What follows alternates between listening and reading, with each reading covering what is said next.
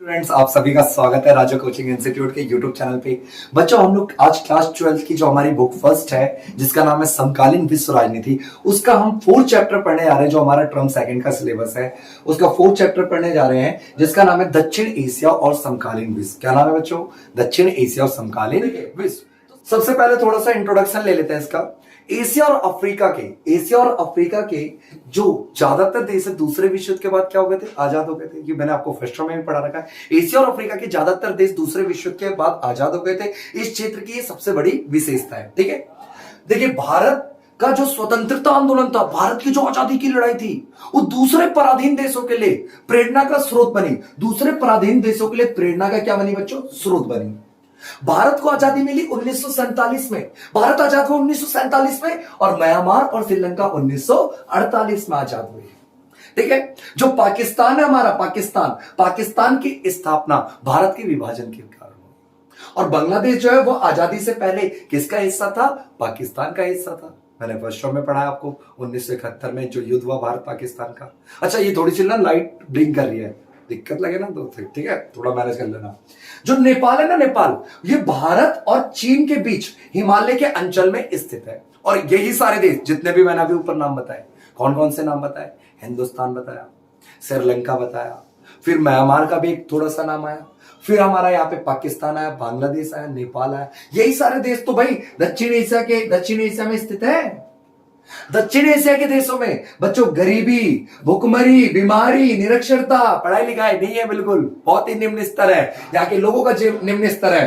पर यहाँ के जो दो देश है, प्रमुख देश दक्षिण एशिया के बच्चों, दो कौन से देश? हिंदुस्तान और पाकिस्तान। इनके पास परमाणु हथियार से लैस है ये देश।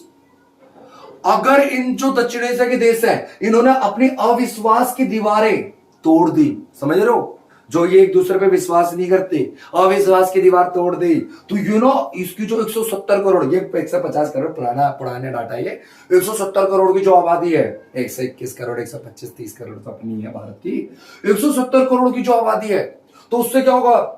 ये दक्षिण एशिया के देश अपने संसाधनों का उचित सही तरीके से उपयोग कर पाएंगे। ठीक है बच्चों, तो जल्दी से क्या क्या पढ़ा हम, जल्दी से देखते हैं। एशिया और अफ्रीका के ज्यादातर देश दूसरे विश्व युद्ध के बाद क्या हो गए? आजाद हो गए।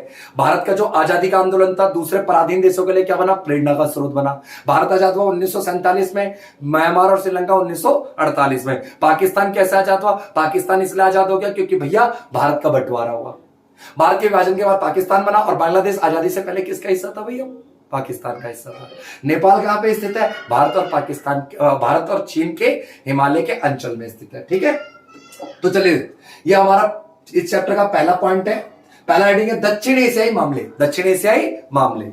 चलिए ठीक होगा, देखिए, है ना, दक्षिण एशियाई मामले। अच्छा, दक्षिण एशिया का बात करते हैं हम, जब भी हम दक्षिण एशिया का जिक्र आए और क्रिकेट का जिक्र ना आए, खून में मेरे नहीं, चक दे इंडिया, हाँ वो तो हॉकी है। तो कौन सी पिक्चर है? अच्छा, MS धोनी है ना। हाँ, धोनी साहब ये रहे ना हमारे सुपर स्टार, रॉक स्टार। इनको नहीं जानते, चलो जान लेते, बाबर आजम है पाकिस्तान के। तो देखिए, दक्षिण एशिया के जितने भी देश है, भारत, पाकिस्तान, बांग्लादेश, श्रीलंका, यहाँ के लोग ना क्रिकेट को पता क्या मानते हैं? मजहब, धर्म से ऊपर ले जाते हैं और क्रिकेटरों को परमात्मा मानते जी। भगवान से ऊपर का दर्जा दिया गया है इन दक्षिण एशिया। तो दक्षिण एशिया के मामले थोड़ा सा देखा, अब आगे देखते हैं। जो दक्षिण एशिया के देश हैं, ये अपनी विविधताओं के कारण जाने जाते हैं बच्चों। विभिन्नताओं के कारण। यहां पे किस तरह की विविधता है? सांस्कृतिक विविधता है, मजहबी विविधता है, भाषाई विविधता है। इन विविधताओं के कारण पता है कितना अपने पड़ोसी देशों को इतना तगड़ा समझ, कई बार बौखला जाते हैं, अपने पड़ोसियों को भाई शत्रु मान लेते हैं, बिल्कुल दुश्मन है। ठीक है, साथ ही वे ये भी महसूस करते हैं कि हमें अपने समय से अच्छा पड़ोसियों के साथ अच्छे रिश्ते रखने चाहिए। ये भी महसूस करते हैं ये लोग, अच्छे रिश्ते रखने चाहिए हमें, अच्छे संबंध, विवादों का समाधान शांतिपूर्ण तरीके से ढूंढना चाहिए। कहावत नहीं है, हम अपने पड़ोसियों को बदल नहीं सकते हैं। पाकिस्तान, बांग्लादेश, नेपाल वही रहेंगे जहां पे ये है।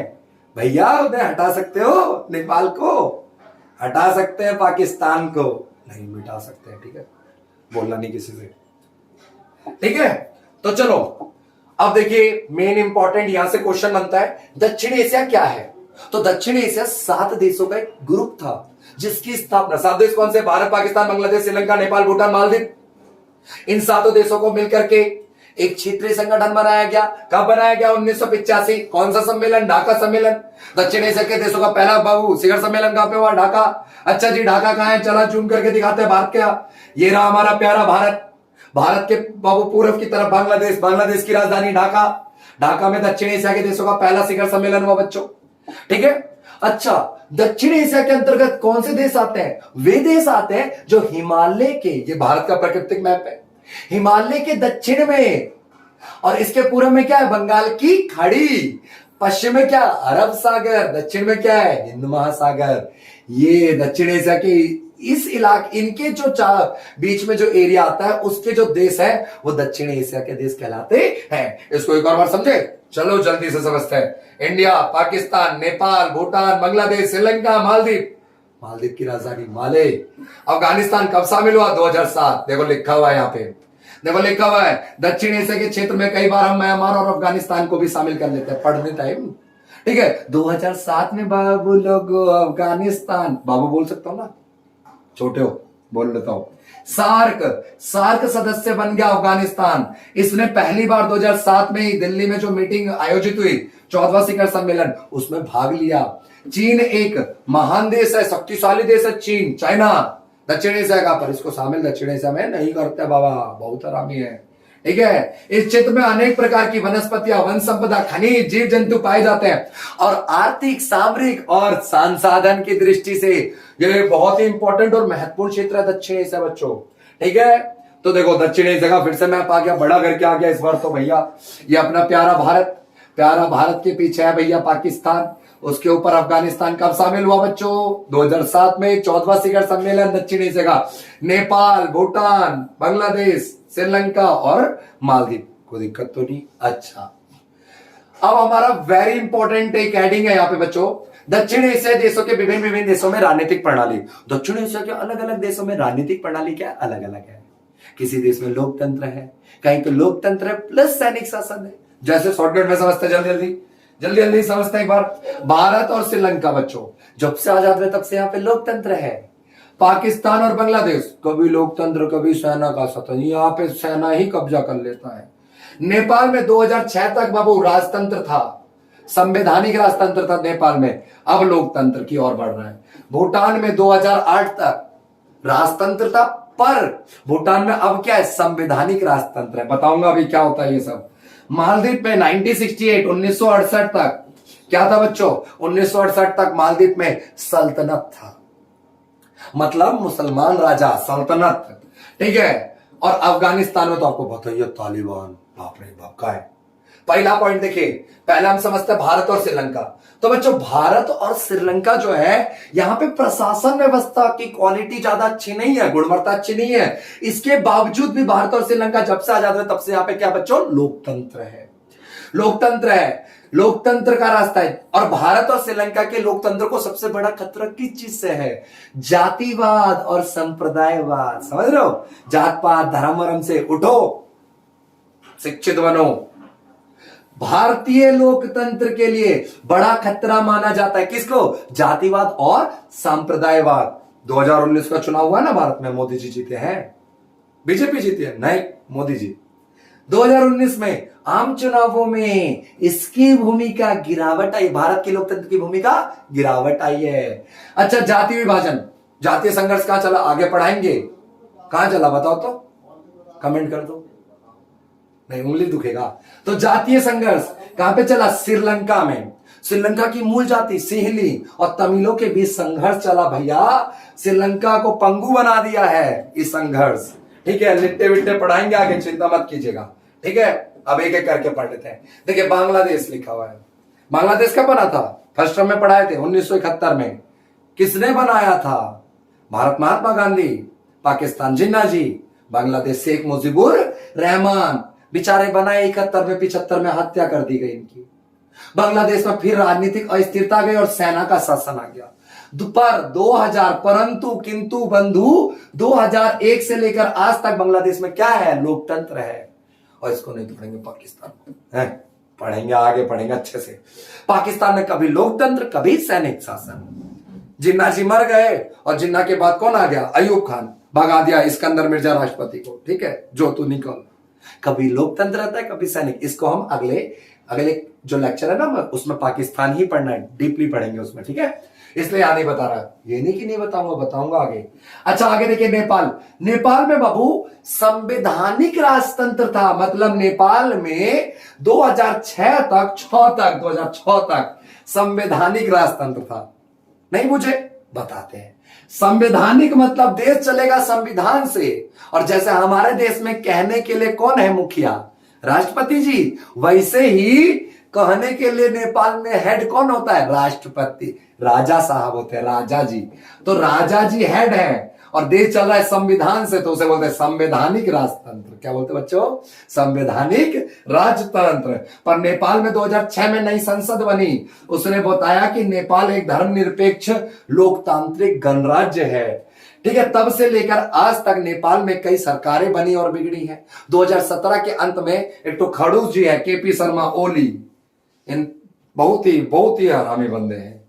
कैसे बंदे हैं, नेपाल और भारत को लड़ा दिया। लीजिए, एक बोल दिया आके कि लिपू लेक काला पानी लिम्पिया धूरा नेपाल का है, कभी भी कुछ भी भाषण देके चले जाते हैं। एक बार क्या बोल दिया कि राम जी का जन्म हमारे नेपाल में हुआ था, भारत झूठे बोलता है। ले बाबा, इतना झूठा प्रधानमंत्री, तभी तो इनका सरकार गिर गया ना 22 मई 2021 को। हम नए प्रधानमंत्री बन गए नेपाल में कांग्रेस पार्टी के, बहुत अच्छा रिलेशनशिप है। देखिए बाबू आगे, भूटान। भूटान में क्या हुआ, भूटान में राजतंत्र था। भूटान में 2007 में भूटान के जो राजा थे जिंगमे वांगचुक। अच्छा ये देखिए, ये जितना भी पढ़ रहे हैं ना, इसका पीडीएफ हम दे देंगे डिस्क्रिप्शन में, क्लिक करके ले लीजिएगा। और नहीं क्लिक करके लीजिएगा तो हमसे व्हाट्सएप पे ले लीजिएगा। इतना हाईलाइट करके नंबर लगा दिए पीछे वाले हर चीज में, 8826210664, ठीक है। तो देखिए, जिंगमे वांगचुक ने क्या करा, अपने बेटे को दे दिया गद्दी, जिंगमे नामग्याल को। 2008 में एक नया संविधान बना जिसमें भूटान, ये देख रहे हैं भूटान राजतंत्र से संवैधानिक राजतंत्र बन गया। और यहां पे दो पार्टी का सिस्टम आया, पीपल्स डेमोक्रेटिक पार्टी और ड्रंग फुएंसम सोंगपा पार्टी। अब देखो नाम, ये दूसरा वाला पीपल्स डेमोक्रेटिक पार्टी तो अच्छा है, पर ई वाला देखिए ड्रग्स फुएंसम सोंगपा पार्टी। अच्छा अगला देखिए, मालदीव। मालदीव के बारे में देखते हैं बाबू। मालदीव जो है 1200 से ज्यादा आइलैंड द्वीप, आज ब्लू है पानी पानी, आइलैंड द्वीप, उसको मिलकर के हिंद महासागर में भारत के दक्षिण पश्चिम में स्थित है। नहीं बुझाया, बुझा देते हैं को। देखिए, ये भारत का नक्शा है और देखिए ये हमारा प्यारा भारत, इसके दक्षिण बोले तो नीचे, पश्चिम बोले तो पीछे, इसके बीच में बोले तो दक्षिण पश्चिम। ये देख रहे हैं, छोटा छोटा आइलैंड करके कंट्री है, ठीक है। भारत के दक्षिण पश्चिम में, भारत के दक्षिण पश्चिम में आइलैंड कंट्री है मालदीव, हिंद महासागर में स्थित है। पहले यहां पे सुल्तानों का कब्जा था 1968 तक। 1968 में एक गणराज्य बना और 2008 में पहली बार यहां पर, 2005 में इन्होंने संविधान में संशोधन किया और बहुदलीय प्रथा को अपनाया। और 2008 में पहली बार बहुदलीय व्यवस्था के तहत राष्ट्रपति का चुनाव हुआ मालदीव में। तो देख रहे ना, अलग अलग देशों में अलग अलग राजनीतिक व्यवस्था है। दक्षिण एशिया में कितने देश थे शुरू में, 7 देश थे। अभी कौन जुड़ गया 2007 में 14वां शिखर सम्मेलन में, बताइए तो, अफगानिस्तान, ठीक है। और अफगानिस्तान के बारे में पढ़ लेते हैं। 2007 तक बाबू लोग अफगानिस्तान सार्क का सदस्य बना। 2007 में अफगानिस्तान सार्क का सदस्य बना, 14वां शिखर सम्मेलन दिल्ली में हुआ था। 1973 में अफगानिस्तान में राजतंत्र समाप्त हो गया, खत्म, राजा का शासन खत्म 1973 में। 1990 के दशक में वहां पे कट्टरपंथी इस्लामिक आंदोलन उभर गया, समझ रहे मत वो, हाँ। 1996 तक देश में लगभग 90% भाग में तालिबान फैल गया। और जो ओसामा बिन लादेन है, दाढ़ी वाला बाबा, जिसको पाकिस्तान में घुस के मार दिया अमेरिका, ओसामा ने तालिबान को और ज्यादा बढ़ा दिया। तो अभी भी तालिबान का कब्जा है अफगानिस्तान में, ठीक है बाबू लोग। अच्छा, ई पेपर में आता है 4 नंबर 3 नंबर का क्वेश्चन आ जाता है, ठीक है। शांति और लोकतंत्र का लेखा जोखा, क्वेश्चन घुमा फिरा के देखा, देखो कैसे देखा। दक्षिण एशिया के देशों में राजनीति स्थिर नहीं है, फिर भी वो लोकतंत्र को अच्छा क्यों मानते हैं, ऐसा करके कुछ क्वेश्चन देगा बच्चों लोगों को। तो उसकी चिंता नहीं करनी, कैसा भी क्वेश्चन दे आंसर हमारे मुंह पे होना चाहिए।